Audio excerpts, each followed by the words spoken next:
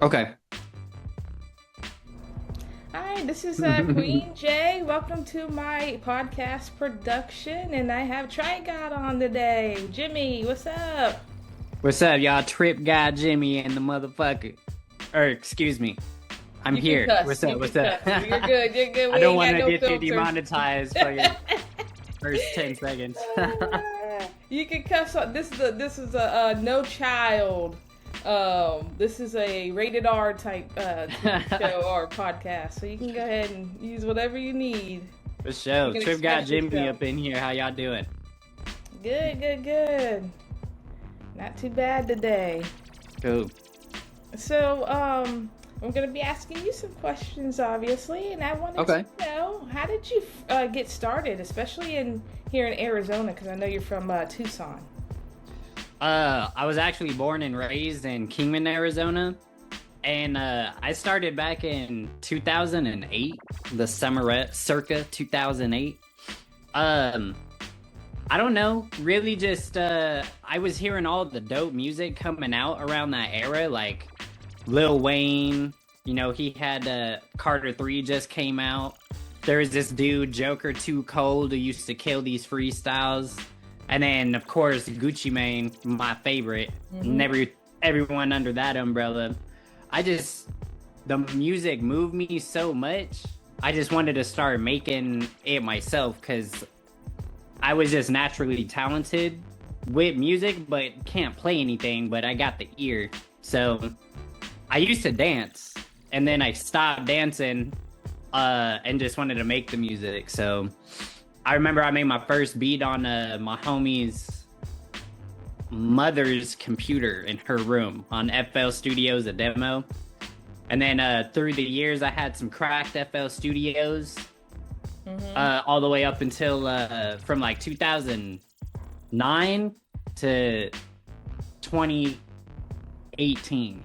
So took it serious after that. Yeah. Right, right. So when you said you danced, what kind of dancing did you do? Any specific dances or anything like that? Like break dancing, the whole. Yeah, so I used to like stomp the yard was out and shit, you know what I'm saying? So I remember that. I so remember I that used to back in the try to day. like pop and like crump and shit and like all the ABC walks, all the fucking walk or all the walks. Mm-hmm. So yeah, started with that stuff and then I got told at a talent show for my school that the way I was dancing was too gangster. Oh my And god. so I didn't make the talent show. So I was just like, all right, I'm going to start smoking weed and making music then. Cool. I'm going to start Right. rapping. That's crazy. So you did get into rap, and did you like record yourself on FL Studios, or did you Yup. mostly do music production, Uh, or both? all of it, all of it. Self-taught on everything. So I was using FL Studios on like a $200, $300 Acer computer.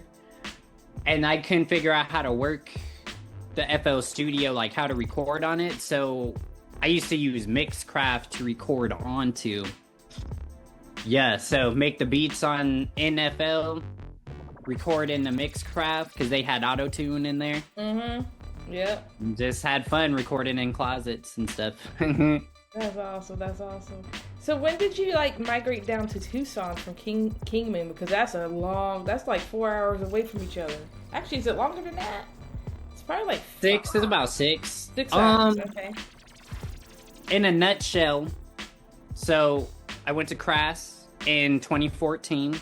So from Kingman to Mesa, from Mesa 2018, moved to Tucson, 19, San Diego, Oh wow.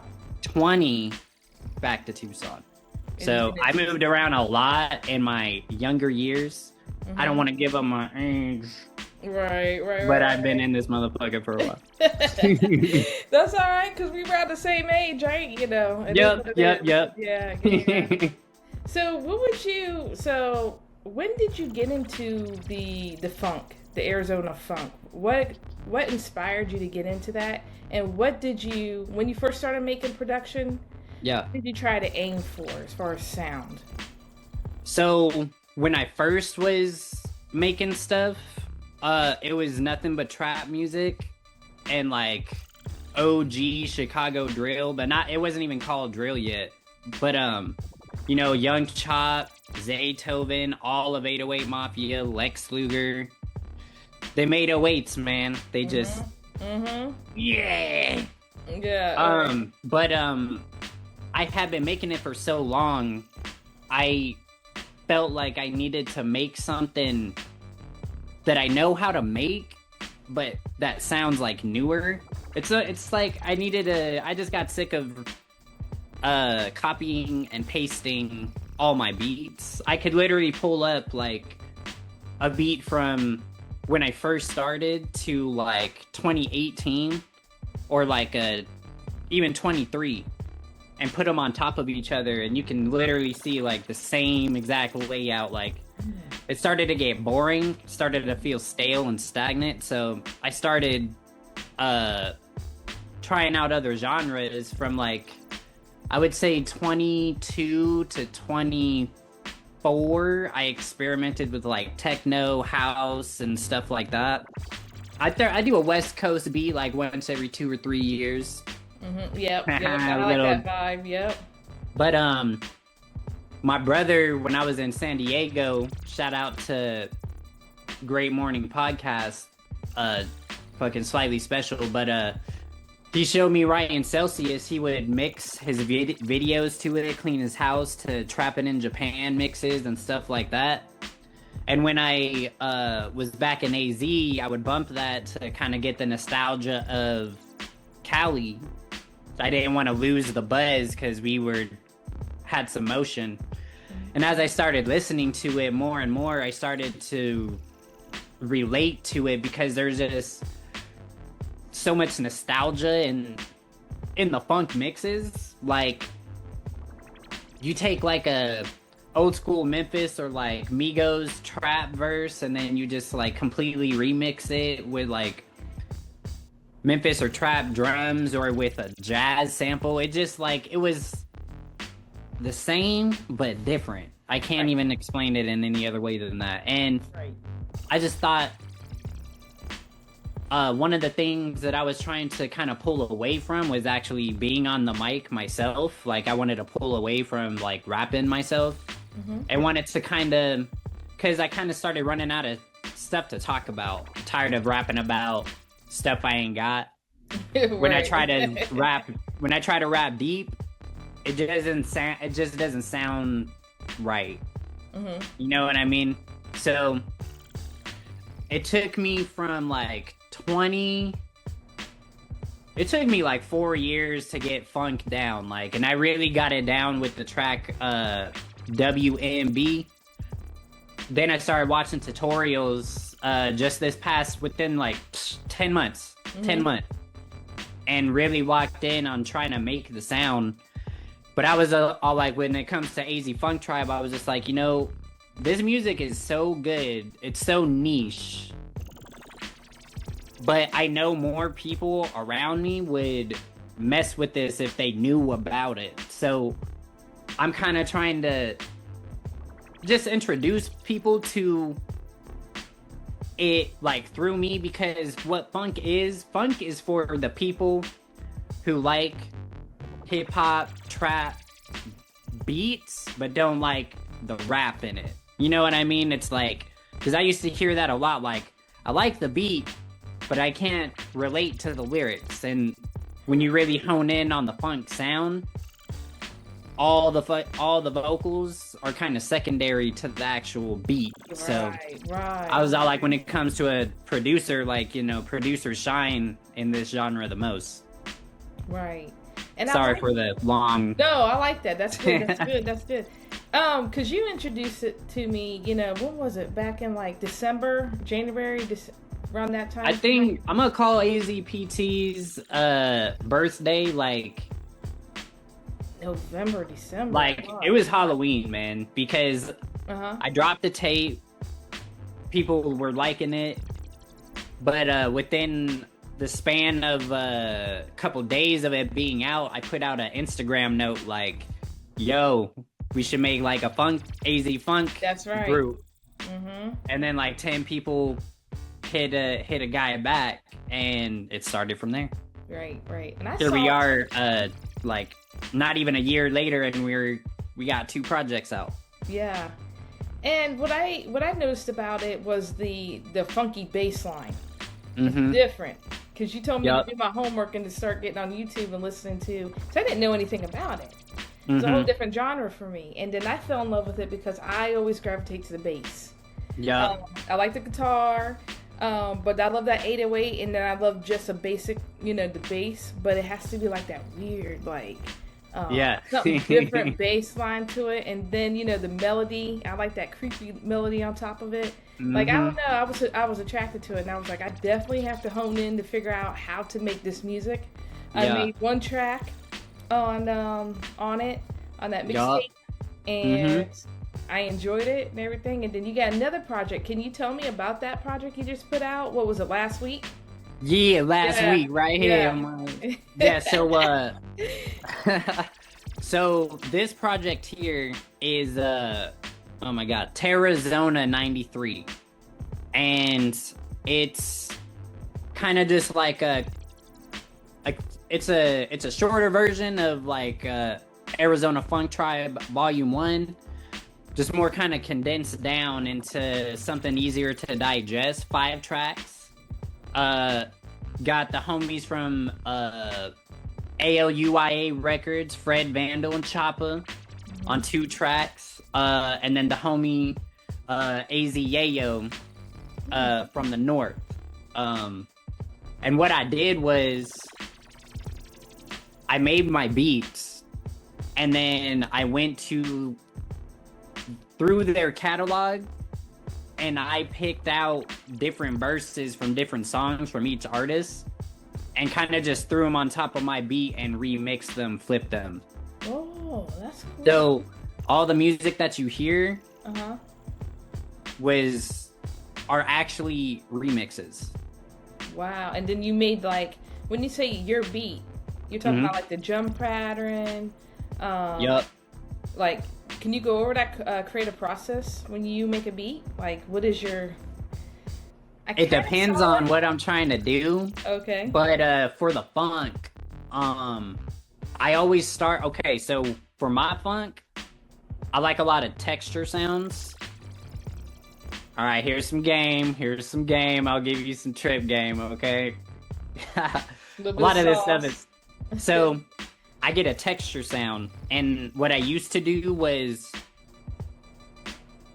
get it onto my keyboard, and I would just like hold down a single note and record it. Because when you have the right texture sound, it like repeats to the tempo, or like it moves to the tempo of your project, but a lot of it is unrepeating or unrepetitive, so it gives your beats a lot of like motion, but it's just, it does something up in here, I don't know. But what I do now is I'll go to like my piano roll texture sound, and I'll hit my note, and I'll just extend a MIDI single note for like the length of the entire song. You get some crazy results with that. And what's cool is if you find the right texture sound, and I've tried this myself, every time that button gets pressed, you get a different result every single time. So the versions you hear is just that version. If I was to pull it up right now, it would be totally different. But then percussion loops, I found out, are essential for the sound. So I'll get my texture sound, and I'll stack like two percussion loops on top of it to kind of get like the bounce. Once I have a good, once I feel the bounce in those, then I'll start to lay over my hats, my kicks, claps, and it just takes you over from there. It makes itself after that, pretty much. So that's kind of like what I'm doing with, because I'm making like 5 songs myself, just to have in my phone. So if somebody says, "Oh, you're a producer, can I hear one of your beats?" It's right there, right? Yeah. And that's the process. That's crazy, because that's the process I just learned. Is I take a loop too, but then I build my drums around that because I want to have motion, and I use a lot of pads. Yeah. When I use my MIDI, I use a lot of pads just to add, those different textures and layers in there. And then, of course, I mess around with the bass on my MIDI. And then, I'll get later on, I'll get like a guitar and all that kind of stuff and learn how to play. But yeah, that's almost the same kind of like formula that I'm learning to get into as well. So, how long did it take you to get to that part of production? Did it take you? You're self-taught. Self-taught. By my own ear, it took like 3 years. With tutorials, 3 months. So you would say YouTube University is real. It's real, man. I started this when there were no tutorials, so I still have that. Like, let's try and figure it out. And if it takes too long, like, just look it up, man. Just look it up. Yeah. Because there's certain tips, tricks, the way they mix things. You can have a funk beat, right? But it won't sound funky if you don't have the right mixing tools on it. Depending on which... Because there's multiple genres within that subgenre itself. Some of them sound more vintage than others. Some of them sound more house music-y than others. But you kind of gotta look into all of them and experiment with all of them to see which one fits your style. And that goes for all genres. That goes for everything.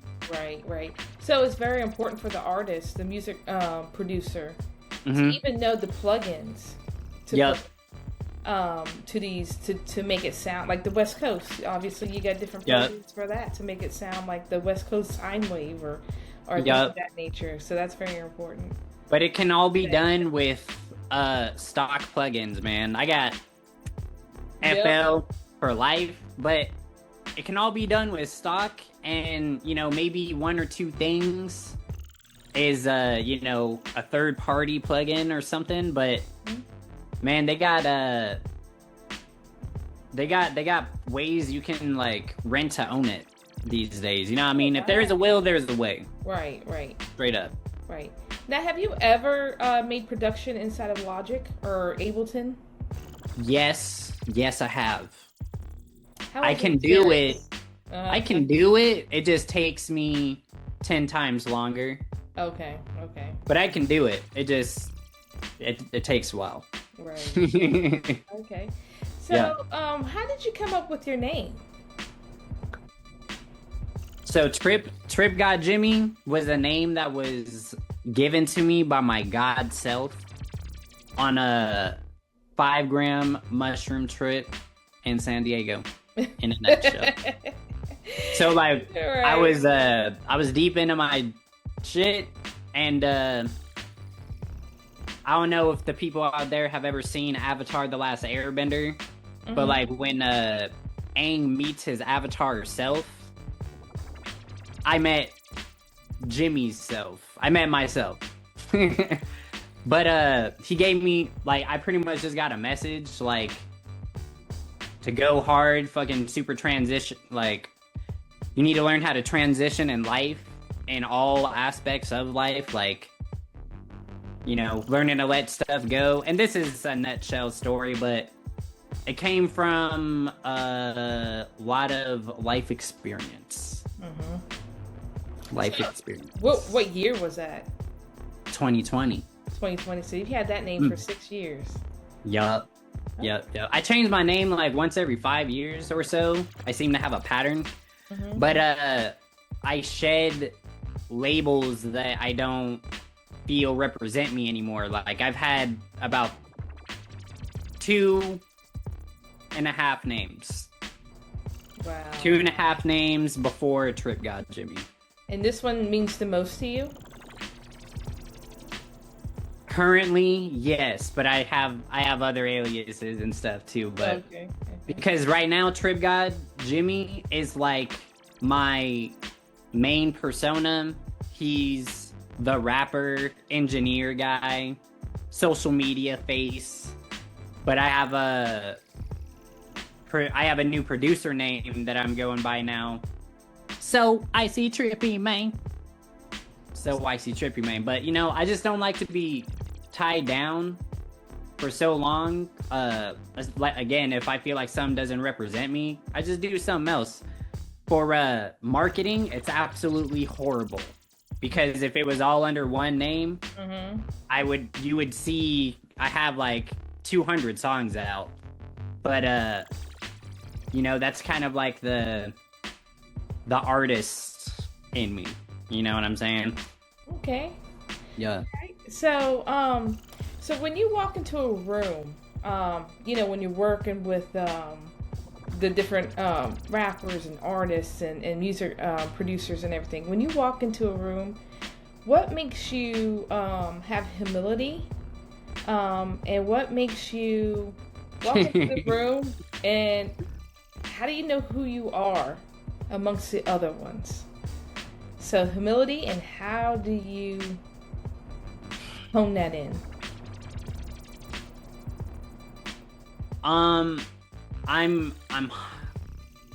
I get my humility. Okay. I know who I am when I walk in a room because I know my space and my place. Like, I know what I can do, can't do, am good at. What I have a valid opinion on, don't overstep. And my humility comes from all of these fools could just beat my ass right now. So you can Okay. So like, what does loyalty when you walk into these rooms and you walk with work with these producers and artists, you know, what does loyalty mean to you? Like, have you been working with these artists for a long time? Was there ever current crew? I only met them at Valley of the Beats. So shout out to them. Yeah. Shout out to Jamal the RX and Valley of the Beats. I met fucking 90% of all the tribe members through that. I saw you on his podcast. I saw Fred, Choppa, Ill Genetics, Kino, and crew. All the usual suspects out of Valley of the Beats. I like their sound. And just try to lock in because we had the same sound. And I used to want to work with everybody, but now I understand, like, working with everybody is cool when you don't know your sound and you're experimenting, but once you have it, lock in with the others that, you know, share the same type as you, so you guys can really lock in and just, like, you know, get down to it. But loyalty is important, but in a business, like, that's what this shit is. It is business. If you do good business, it won't get personal. And if you keep it like that, you won't have any problems. And if some shit goes down, it'll just be bad business. Okay. You know what I'm saying? So just transparency and let everyone see the background stuff. If you got people involved in some big stuff, let them know what they need to know. Let them know what they need to know. That way no one feels like they're in the dark or you're taking advantage of them. Man, because stuff can go really left really quick. One bad move, you know, can hurt your reputation, especially if you're only an associate. Like, you know, that's why I try to be super careful with guys. Yeah. Right. So, you know, with that in mind, keeping the loyalty, keeping, you know, try to prevent burning bridges.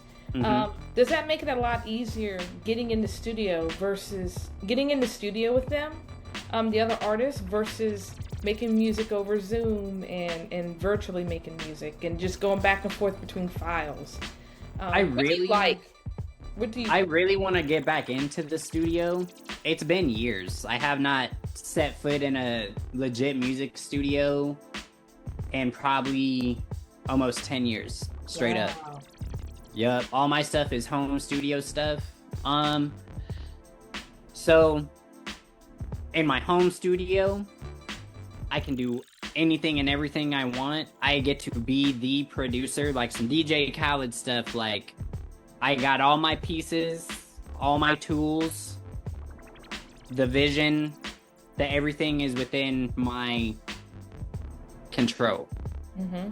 But the experience I really want to get back to having is being in those rooms with the artists, like having them write the raps as I'm making the beat and the loops. Man, there's nothing like, because once it starts clicking, man, that's the life. That's the life. That's the life.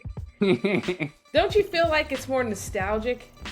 Totally. When you listen to your music and you can go back and be like, oh yeah, I remember when I was in the studio with him and we wrote this and I made the beat to this and this one, recorded it, because you got the sound engineers in there too. They don't, get a lot of recognition, but then you're inside a professional studio that has its own vibe. Each studio has its own little,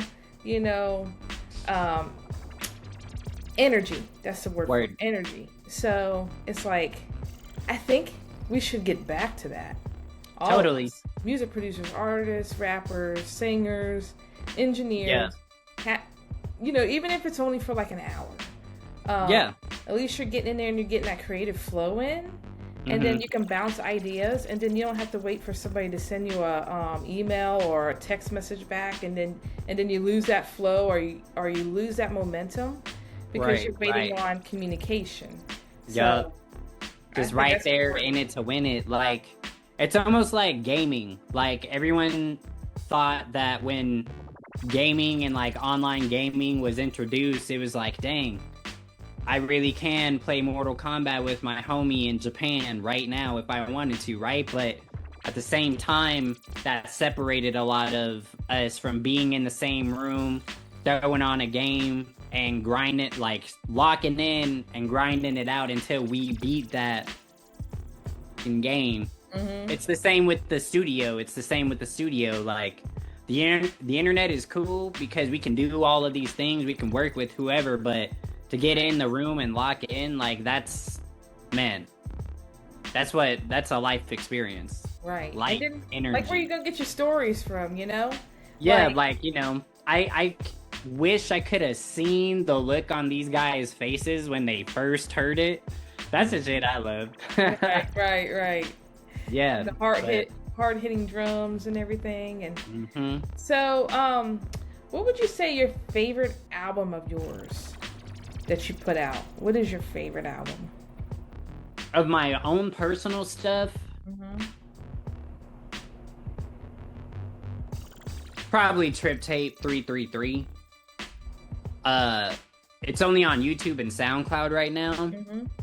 But I really love the range I showed in that project, because it started out trappy, kind of went into some housey, dancey music, transitioned into something else I don't even have a name for.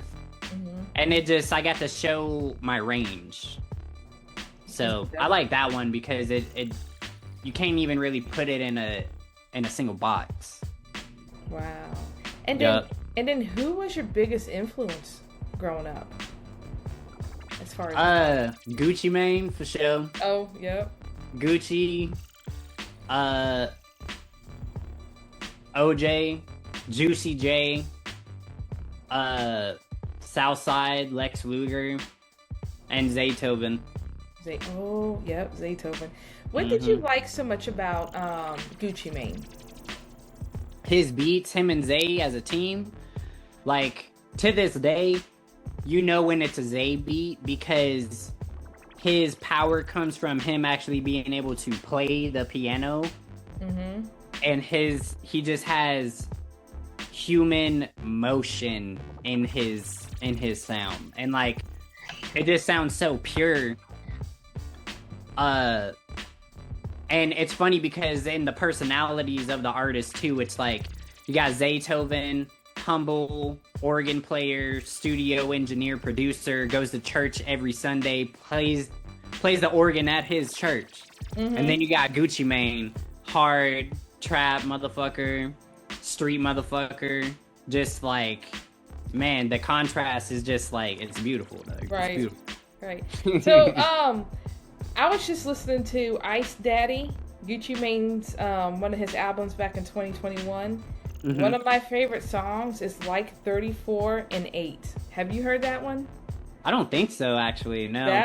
That's one of, because it's the melody is so like, it's insane. You'll have to listen to it. Because, you know, if you break it down, there's like 3 or 4 different melodies in that song. Stacked. Yeah.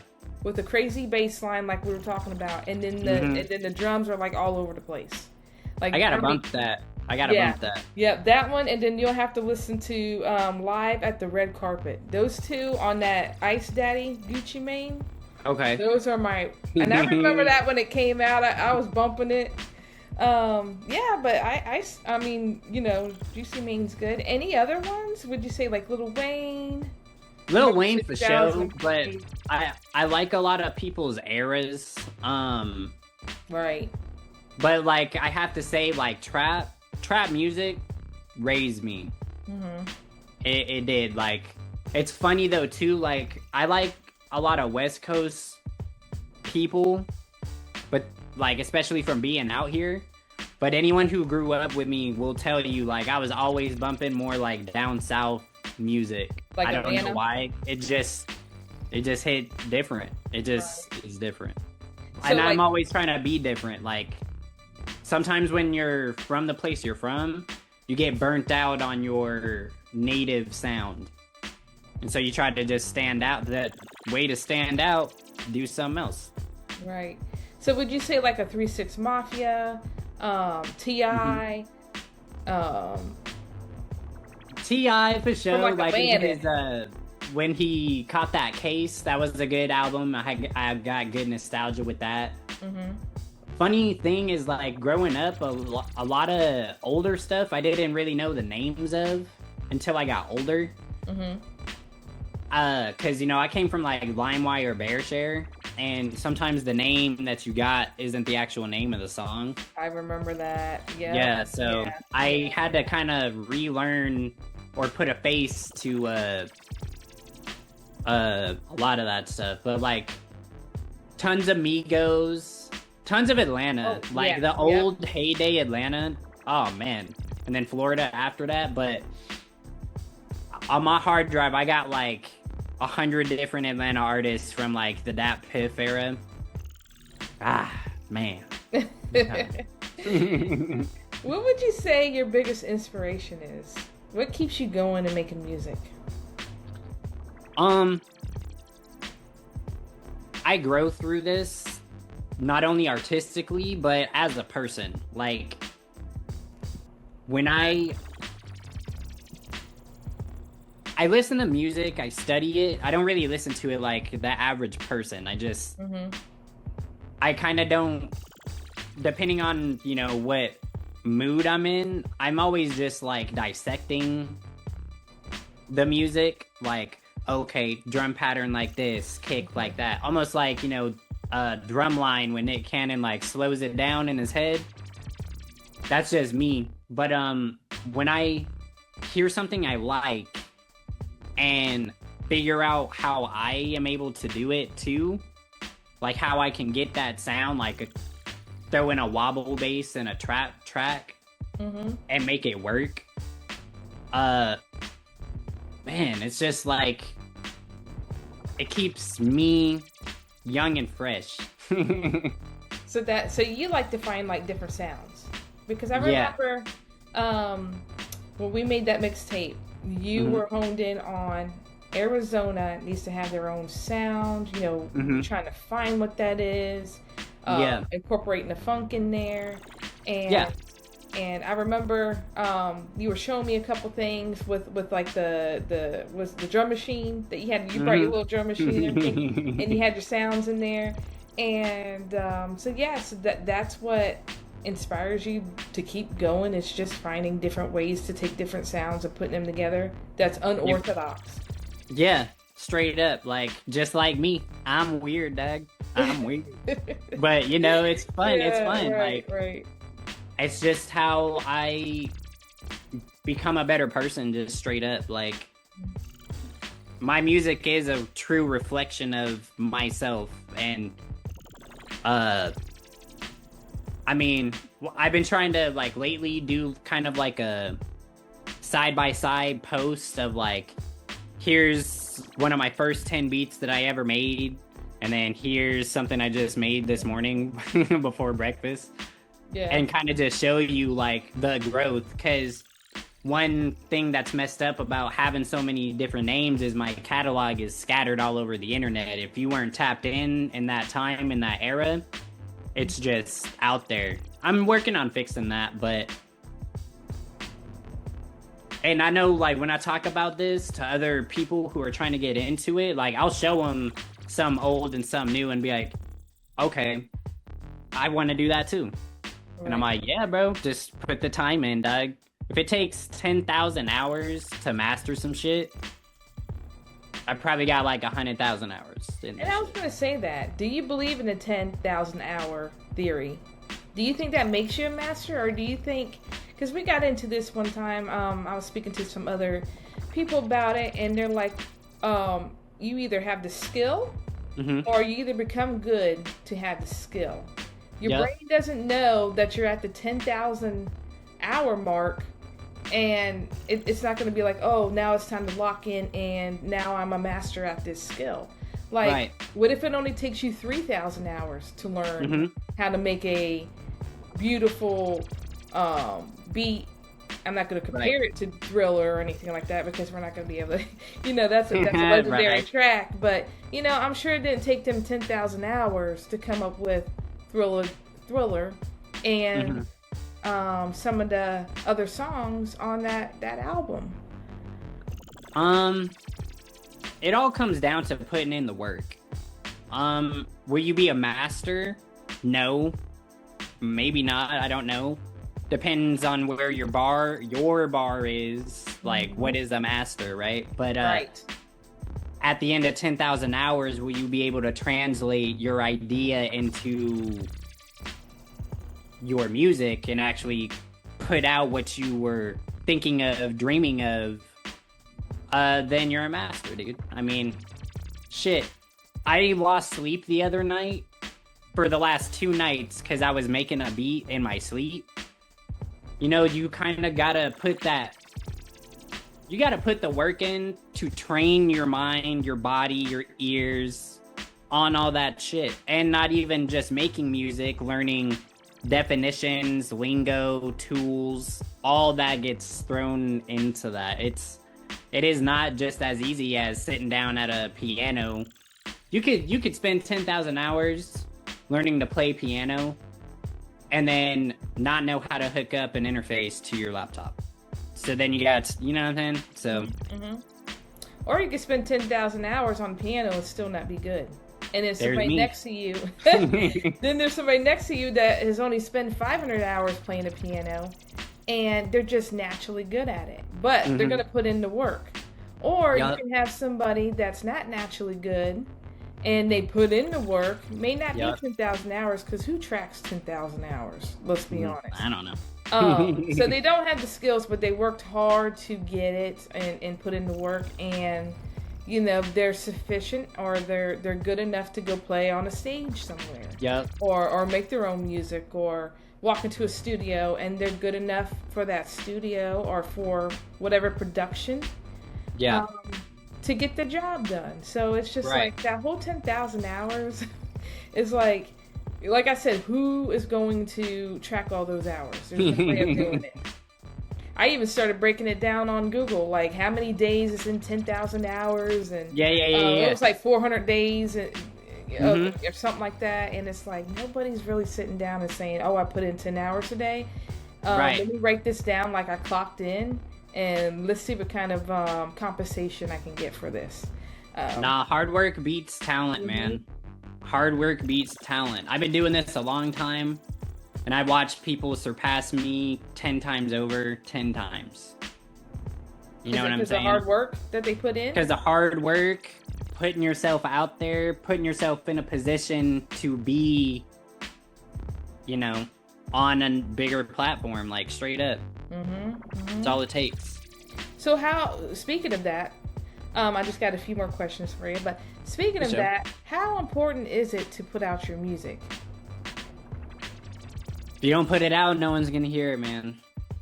And, you know, you can... But it also depends on what kind of artist you want to be. You know what I mean? Like, for a couple years, I was just making music for me.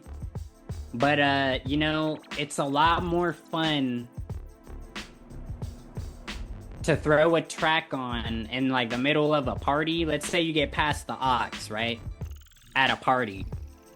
It just is so addicting to have the feeling of, I'm gonna put my song on in this crowded room, not say it's fucking me, and just wait and watch for the reactions. Okay. And then once motherfuckers start bouncing to that shit, or like, dang, who is this, dog? That's me, dog. That's me, man. So I'm taking it you've already done that before. You've done this. Yeah, like my first like couple years of doing this, that's how you get the real reactions, man. I've wanted to, like, in my adult life, like, go to clubs and do the same exact thing, like, with a track and just try it in the club, pay the DJ like $100, be like, trust me, bro, just throw it on and da-da-da. And so you can get an actual reaction to people's, you know, reaction to that, or get an opinion on people's reactions, whatever. It's a beautiful moment. It's a beautiful moment. Yeah. So you're not doing this for the fame. You're not doing this for the clout. You're doing it because this is like a passion of yours, and you want to get the reaction, and you just want the respect. Pretty much, like, the fame, I don't think I can handle that. I'm a very private person. Same. I do not use social media to tell you about my family life and all my stuff. I get in trouble for not doing that, but what you see is what I'm allowing you to see. My life is not content. My art is, this part is, but you don't need to know what I ate for breakfast. You don't need to know when I'm traveling, going on trips and stuff. Like, no, I don't want the fame, because it's just not, I just don't want it, bro. It's too, my life's complicated enough as it is. Right. You know what I'm saying? Yeah. And then once you put all that stuff out there, you can try to erase it, but it's out there. Yeah. You know? Yeah, man. Like, I could say one wrong thing about one subject in a lighthearted way. People will clip that and flip it into whatever context they want. And that's the game. Like, I get it. That's the game. Like, shit. I feel like that's going on a lot here in the state. There's a lot of people trying to become clippers. And, I've actually been trying to kind of pull away more, because everyone's just looking at each other like content, and I don't like that. I see what you're saying. Can you dive just a little bit deeper on that a little bit? Just so like, just some AZ politics, right? I don't like being a part of it. That's why I try not to fucking be involved, but I have an opinion. Like, so there's this guy, I think his name is like MJVTV or something, right? And he's beefing with like AZ, Way Too Active, Staz the Stallion 98.3. And it's like, he's arguing that these platforms are like gatekeeping artists. They're only pushing the artists that they want to push. Like, they're complaining. He's saying, like, y'all don't push independent artists. And then you have this other fool, his name is, like, Felinko or something, beefing with Merkums. And, like, everyone's just, like, saying, y'all are gatekeeping, you're blackballing people, whoop-de-woo. But I'm just all like, bro, in my opinion, one thing I don't like is like MJ whatever TV always throws in the race card, like throws homies under the bus just because they're white. And it's like, bro, bootleg Kev, Staz the Stallion, it's their fucking platform, bro. They can push whoever they want to push on it, just because they're like, okay. So they're creating a problem just so they can have someone to have a problem with for content. It's all a game. I'm sure all these people don't even have a problem with each other in real life. Mm-hmm. But shit, I had a point and it slipped out of my head. If you are gonna let your local scene hold you back, your vision is too small, my guy. Right. You know what I'm saying? Like, yes, you need local support. It's nice to get local support from your fellow state members, Arizona members, your fellow people in your scene. But if you work hard enough, dog, and you get the right connections and you put the work, time, money into yourself, you don't need those people to blow up. They're not even hardly blown up either. You know what I mean? And then circle back around and connect with them. Like, maybe they'll reach out to you, or you can reach out to them, and maybe they won't charge you for a promo post because maybe you guys have mutual resources that you can share, right? But I just don't like the divide and conquer shit. I just am really against that. That's why I try to stay out of the politics, but yeah, they're there. Yeah, that makes sense, because it's just like, keep your mind on the vision. I see this all the time. Keep your eye on the prize, the mission. It's like, basically just lock in with yourself. Yeah. Put in the work. Like, basically drown out all the noise, right? Mm-hmm. Continue to put that work. Say that you're putting out an album, an EP, a mixtape, whatever. Mm-hmm. And then, you know, all that work is going to pay off. And I feel like, don't just put it out for whatever state you're in or whatever region you're in. Put it out so other people can listen to it too, and they can be inspired by it. And right. then now you got other people. Now you got people in Canada listening to you. Now you got people in Alaska, Florida, people in the Philippines listen to you. And that's how you create like your fan base. Some people don't want to be famous, but as humans, we do want, what's the word for it? We like validation. Support. Not really. That's one validation. For me, validation is like a tricky word.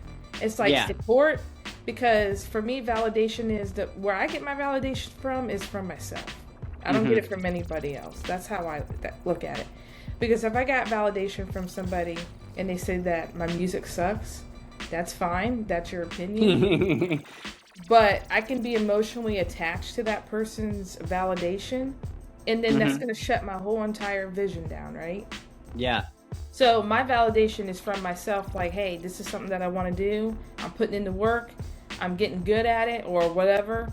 But I'm going to get good at it because I'm going to put in whatever time frame into this. I'm going to do the education. I'm going to hire this person to teach me how to play the piano. And, you know, and that's my focus. Like, I'm not going to worry about what anybody else says. Even if I was like a Jay-Z. Say if I was like a Jay-Z. I'm not going to listen to somebody that tells me, oh, I didn't like this verse. I didn't like this song.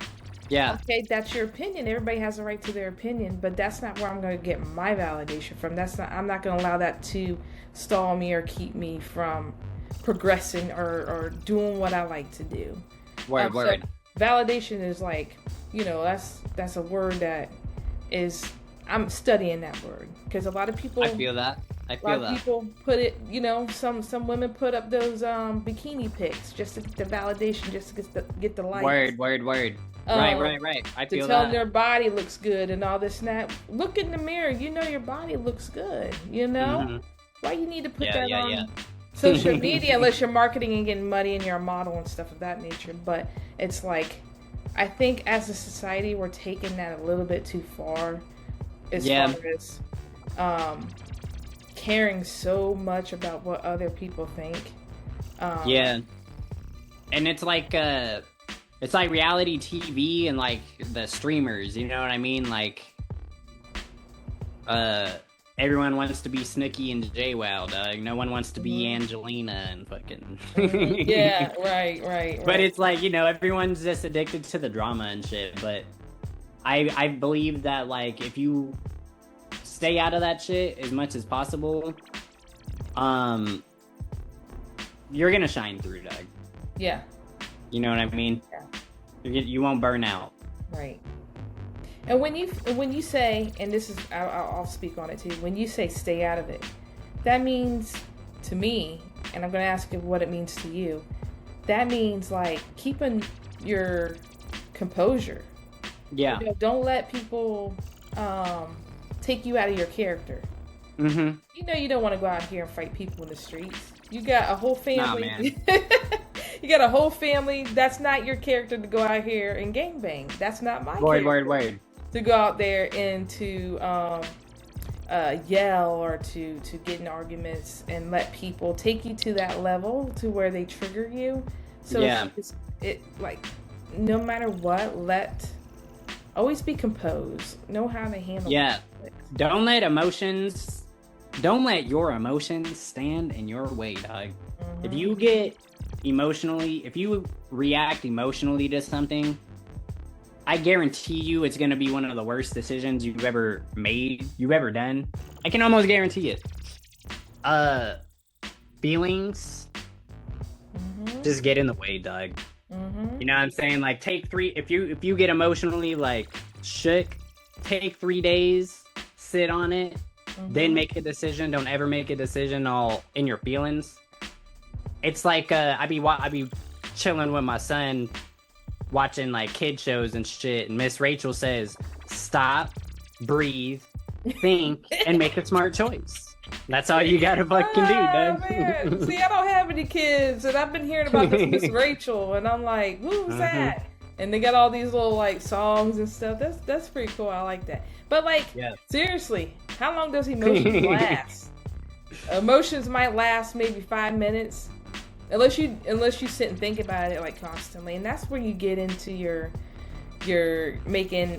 Even if you sit on it for a long time, you can still make the wrong decisions because you're like repeating what happened and putting in assumptions, and it's just like, nah, you know, let it go. Like the feeling is gonna go.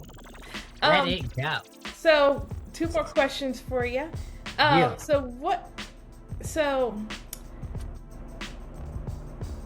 in 20 years, what do you want to be remembered for? Making some of the dopest shit anyone has ever heard. At least from my little town, my little city. I don't know. I really just want to be known for like paving a way for others. Especially once I get older, I'm totally open to removing myself from the spotlight and just being a background motherfucker and just helping people create their vision or like fulfill their stuff. Like, so if I can do that with even just one person, like myself and another fucking person, like, I just want to be known for not being a greedy motherfucker. A greedy guy. That's fair. Yeah. Yeah, that's Greed fair. kills. And then, so this is a fun question. Okay. So, what is your favorite food? And if somebody, like one of your friends, was to come to Tucson to visit, where are you going to take them? Like out to eat? Shit, man. I don't live a very privileged life. I love me some fucking pizza. I love me some pizza. Basic guy. I've never had sushi before, so yeah, I got a lot of get out there. I got a lot of living to do. What? But honestly, probably just something simple like Sbarro's pizza, dog. I love me Sbarro's, Chicago style. Yeah. Nice and greasy. I like that. So that's your favorite food? Yeah, I know it's boring. I I think. know it's boring, but Oh yeah, I was talking to your fiance, and she was like, yeah, I was telling her about this pho place that I went to down in Tucson. yeah. She knew exactly what I was talking about. She's like, "Oh yeah, that's a good place to eat," and I was telling her what I had, and she was like, "Yeah, next time you come Hell down, just let me know." yeah. But yeah, well, it was nice talking to you, and You too. Thank you for having coming me on. Absolutely. And anything else you'd like to let us know about, or? Snap, man. Follow me on all social medias. TryPGodJimi, TryPGodJimi. Follow AZ Funk Tribe, AZPHXNKTRIBE. Check out the new project, Terrazona 93. Follow all the homies. And stay tuned for more dope mixes, man. We got some in the works right now. That's what's up. That's what's up. Hell All yeah. right, y'all. This concludes our interview, and Yeah. we're out. Peace. Arr, arr, arr, arr, arr.